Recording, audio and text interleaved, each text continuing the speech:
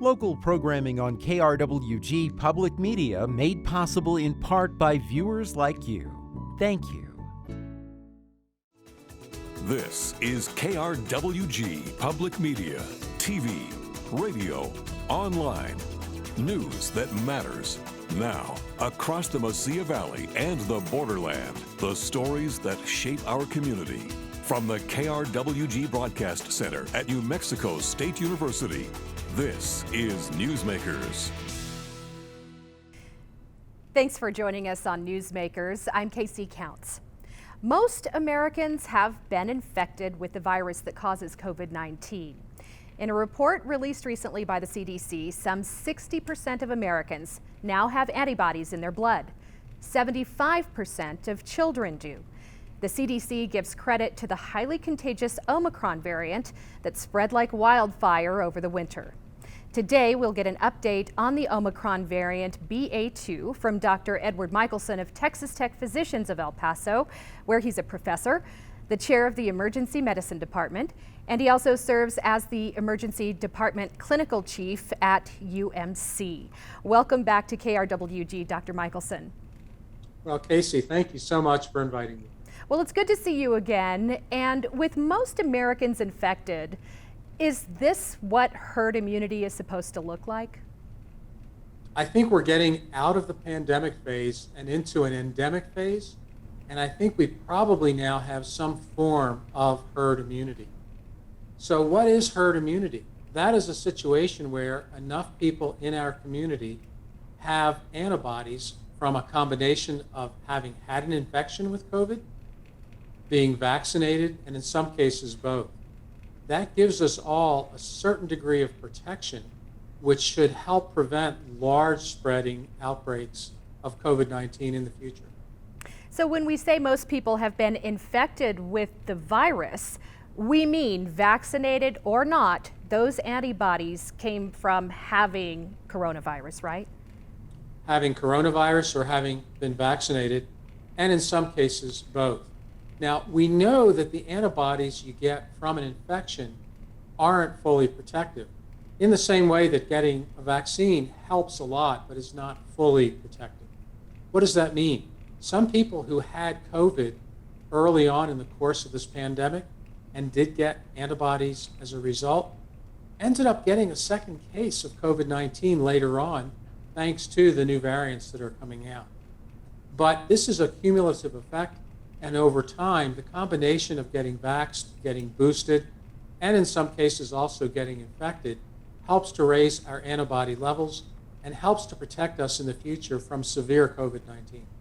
Now, I received my booster in December, and as far as I know, I haven't been infected with the coronavirus that causes COVID-19.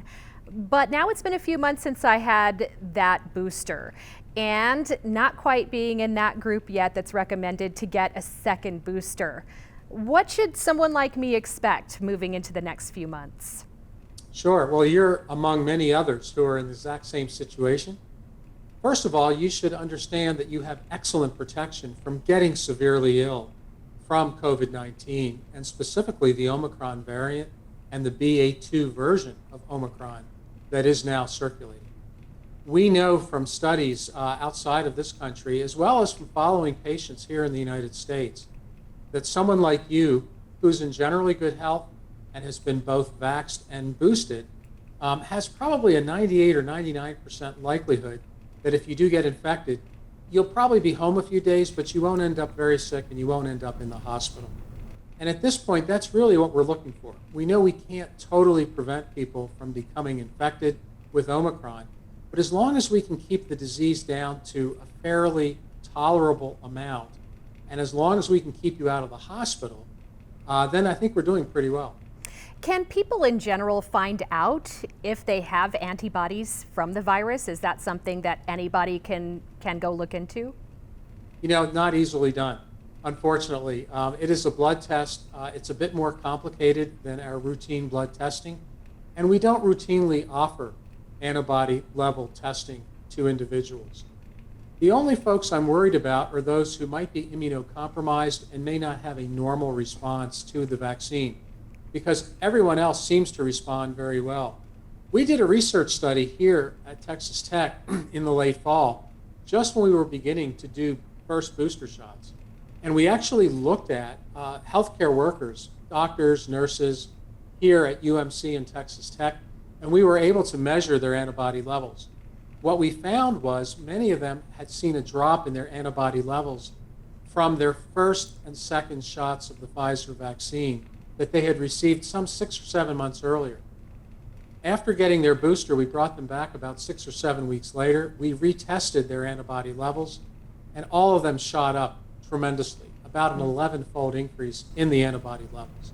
So by that small study, we proved that boosters, in fact, do raise your antibody levels. And it was true for everyone in the study. For that reason, I don't think we actually need to measure individuals' responses. We can assume that they had a good response to getting those shots. Now, in recent weeks, cases did start to rise in different parts of the country, but hospitalizations have stayed relatively low. So does this mean that BA2 is a less virulent virus variant, or has our level of immunity, whether through vaccination or infection, meant that the BA2 variant just can't really compete with our immune systems as well? You know, Casey, I think it's a little bit of both. What we're finding is BA2 transmits more easily than the first version of Omicron. 30 to 40% higher likelihood that if one person in the household has BA2, everyone else in the household is going to get it. But as you say, most individuals are not ending up in the hospital. And that is because of the protection from prior antibodies or prior infection. Many children eligible to receive a vaccine have not as of yet. According to the American Academy of Pediatrics, as of late last month, only about 28% of children ages 5 to 11 had received their initial vaccine. So if so many kids have antibodies, should parents comfortably rely on that to protect their children and their families? Yeah, that's a great question. And the simple answer is no. Now, the CDC report that you referenced at the beginning of this segment indicates that probably 70 to 78% of adolescents have already had COVID, so they will have some protection. But I don't think that's adequate. It may be adequate right now while BA2 is circulating. I haven't heard of anyone getting Omicron twice. But I don't think this is the last of the variants we're going to see from COVID-19. I'm anticipating there'll be new ones coming along. So I think it's still important to get the vaccination, at least get the first 2 shots of the Pfizer, and now Moderna is approved down to, I think, to age 5. It would be good protection to add that to having had COVID-19 in order to ramp up the immune system and provide the most protection from the next variant.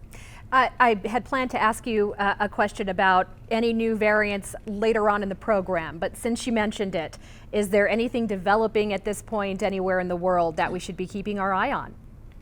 You know, they're percolating, and we're going to have to wait and see. There's no one new identified variant that is of concern to me yet. There's been a description of a hybrid of Omicron with a prior version, a so-called XE or EX version. There's new versions after BA2 that we're seeing in small numbers. Unfortunately, we still have limited capacity in this country to identify which variant individuals have. Very easy to go out and get a COVID test, but those basic tests you do at home, the ones that we're doing through the city, most of them are not being broken down for the type of variant. It's simply you have COVID or you don't. So this is going to be a wait, watch, and see. But it wouldn't surprise me if sometime this summer we start seeing some new variants of concern. Now, a lot of people were concerned about, how we knew that the Omicron variant was the one spreading around, and you just mentioned that it's hard to tell, it's hard to determine which variant of the virus any given person has. So how do they come to that decision? Yeah, I think that's based on sampling. The CDC has a great website that tracks every 2 weeks the breakdown based on a relatively small sample that generalizes to the whole population, which variant is circulating. And they do that by region, actually. Here in Region 6, we're slightly off from the rest of the country. So for instance, BA2 was first seen in large numbers and rose in the New York, New Jersey area before we were seeing it here in Texas. Our numbers are now catching up to New York. Fortunately, unlike New York, we're not seeing an increase in hospitalizations. There was a bit of a surge of hospitalizations in the New York area. Fortunately, so far, we're not seeing that here in El Paso. Well, there have been some differing opinions on boosters, with the most recent guidelines calling for a second booster for those over 50 or anyone over 12 with certain health conditions that make them more susceptible to serious illness or death. Can you address some of those conflicting ideas and, where the science is really coming down at this point? Yeah, sure. It's the same data. It's different interpretations of what I think is the same data. Two large studies came out of Israel, and they were published over a month ago now. That looked at a very large number of Israelis and the effect of the fourth shot or the second booster. In one population, which included close to 500,000 people between the ages of 60 and 100, they found that those individuals who received the second booster had about almost an 80% reduction in likelihood of being hospitalized or dying. And that was really pretty compelling information. There was a second study in healthcare workers in Israel. It was a smaller study. It was only in the tens of thousands or maybe under 1,000. And they looked at the effect of boosters in that younger population of healthcare workers. Fortunately, not too many 60 to 100-year-old healthcare workers in the hospitals. And what they found was that there was a reduction in episodes of infection, not so much of a difference, though, in hospitalization.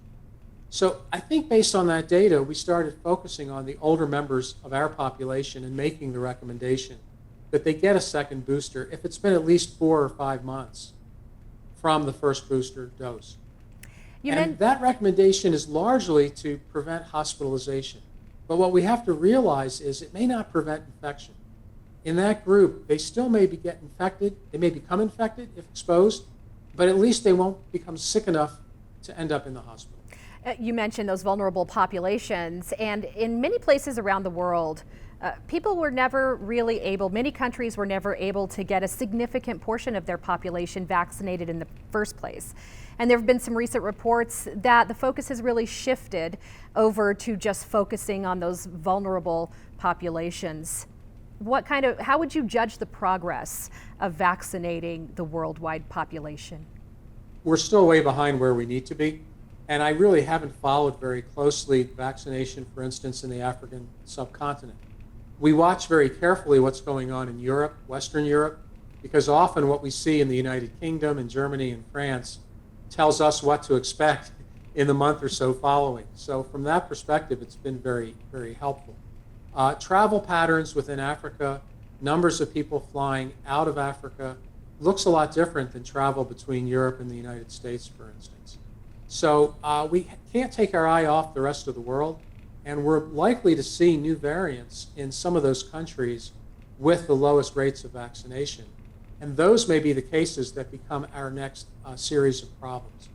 So I think it still is important for us to try to get vaccination done in as much of the world as possible so that we can really tamp down this virus.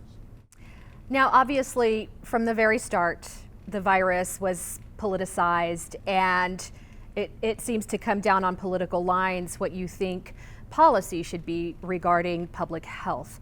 Recently, a federal judge decided that the mask mandate for traveling nationwide that was initiated by the CDC was unlawful. What do you think this says about the actions that the CDC can take in the interest of public health in the future?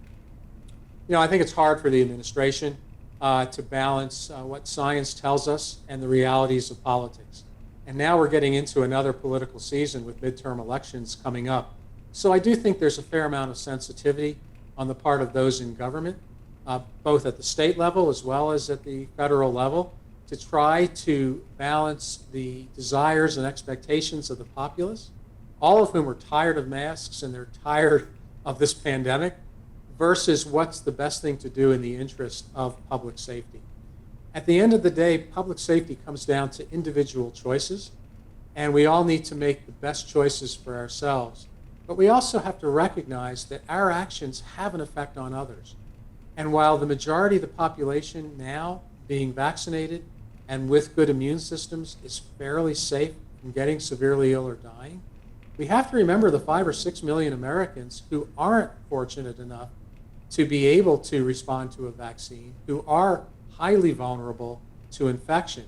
And by our actions, we may be exposing them to risk and danger and increasing their chances of dying.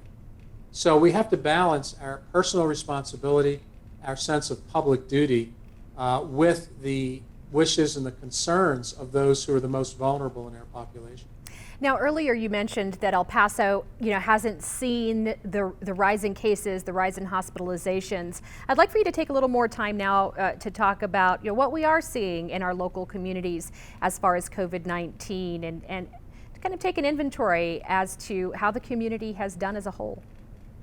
Our community has done really well all throughout this pandemic. If you compare us to the rest of Texas, for instance, the El Paso region has tracked a lot more like New Mexico than the rest of Texas. Our vaccination rates have been higher, both in those under 65 as well as 65 and over.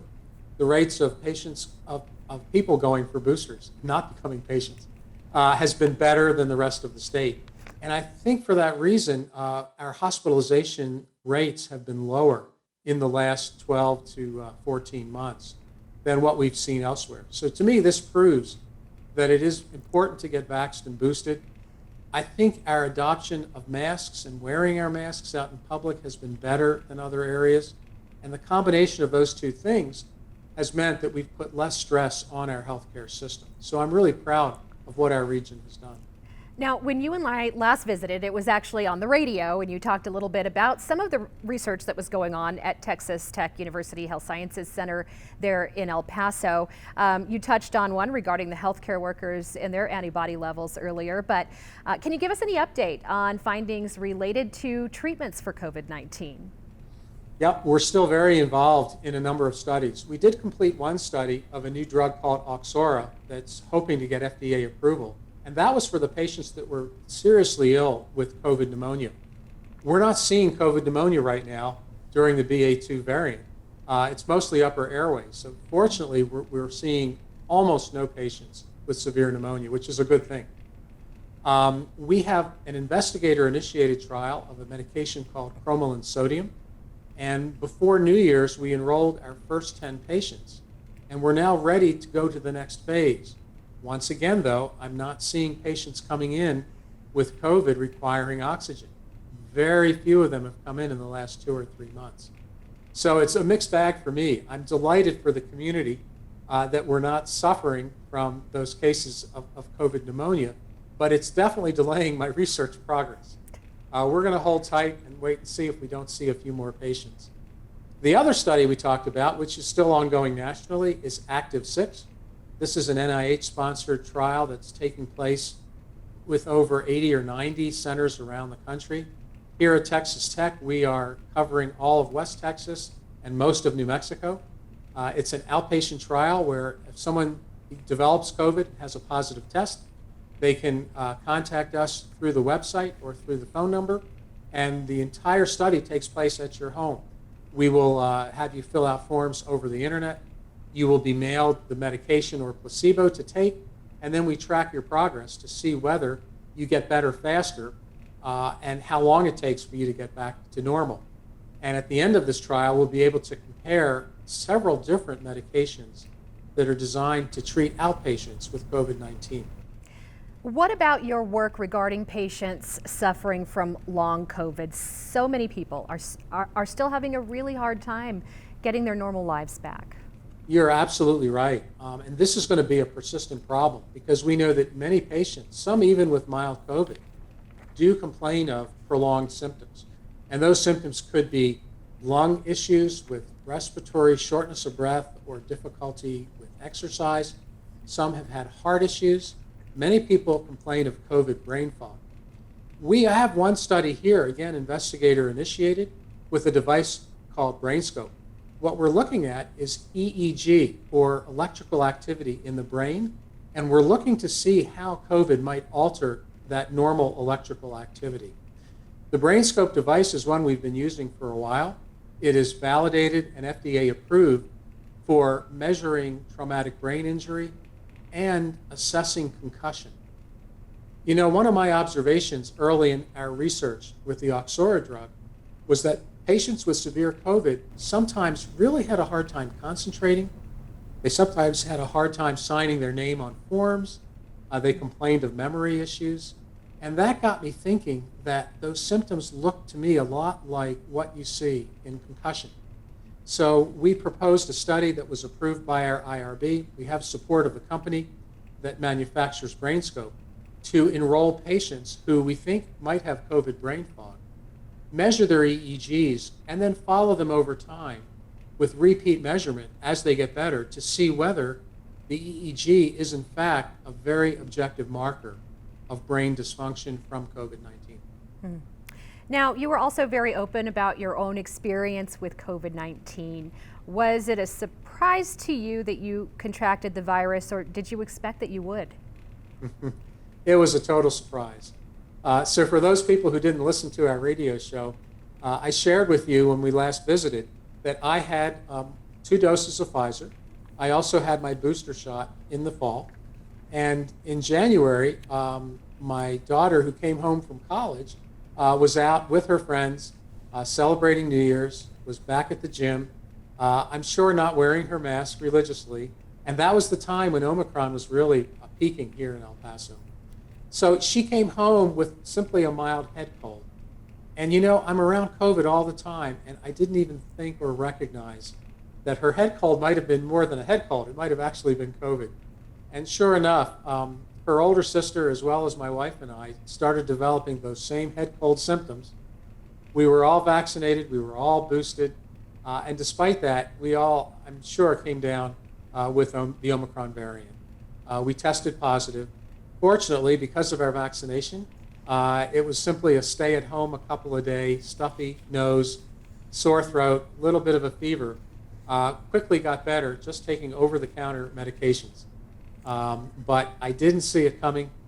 You know, for 2 years working in the ER, working around patients very sick with COVID, religiously wearing my N95 mask, never got COVID. And then here, when I wasn't looking, I was exposed at home and ended up getting infected. It was waiting to sneak up on you, yeah, while you were But I think that's true of a lot of people. And I think some may have actually had it and not even realized that they had particularly the Omicron variant. Yeah. Dr. Michelson, do you think that we are going to be prepared any better for the next pandemic? Well, there will be another pandemic. This one may not truly be over. I hope that it is, and I do hope that we're getting into the endemic portion. But there's no guarantee. So we've learned a lot from this pandemic. I think our testing capabilities have been dramatically increased. We have way more of the oral treatments. Paxlovid is an excellent drug, and I've prescribed that for individuals who have COVID-19, and they've done well. We now have experience giving the monoclonal antibodies. We had an excellent experience here in El Paso with bamlanivimab about 14 months ago. That's another area of research that we're actually now publishing, the results of our bamlanivimab experiment, if you will. But I can tell you that it did an excellent job of keeping people out of the hospital and reducing the number of deaths. So based on all this collective knowledge, based on our understanding of the importance of wearing masks, of the importance of social distancing, I think we now have a lot more tools to handle the next pandemic. The real question will be the political will to make use of the tools that we know work. So maybe the next question that's appropriate for the time we have left is, how should individuals stay ready for the next pandemic? So let's learn lessons from where we've been. Let's continue to wear our masks when we're in crowded spaces. Let's keep up with vaccination and with booster doses. For those individuals under 50, I don't think you need to go out and get that 4th dose right now. I would wait. I'm also going to predict, though, that COVID is going to start looking a lot more like influenza, that it's going to become more seasonal. I hope for a quiet summer, but I have a feeling by the fall we may all need to get both our flu shot as well as our COVID shot, and they may come in one needle. Let's remember what we've learned from this pandemic so that if and when we experience the next surge of cases or the next pandemic, will be prepared and know what to do. Dr. Edward Michelson of Texas Tech Physicians in El Paso, thank you so much for coming back and for making yourself available to keep us all up to date on what's happening with COVID-19 in our community and up to date on the research that's going on right there in El Paso. It's so good to see you again. Well, Casey, thanks so much for having this story and for educating the public. It's a pleasure to be with you, and I look forward to doing it again. And that's our time for now. Join us this week on KRWG Radio, every weekday morning edition from 5 a.m. to 9 with Fresh Air at 11, followed by Here and Now from noon to 2, and All Things Considered from 4 to 7. KRWG News is always online at krwg.org. And we'd like to hear from you. Email us with your story ideas and video submissions. The email address is feedback@nmsu.edu. For all of us at KRWG News, I'm Casey Counts. Have a great week, and we'll see you next time right here on Newsmakers from KRWG Public Media.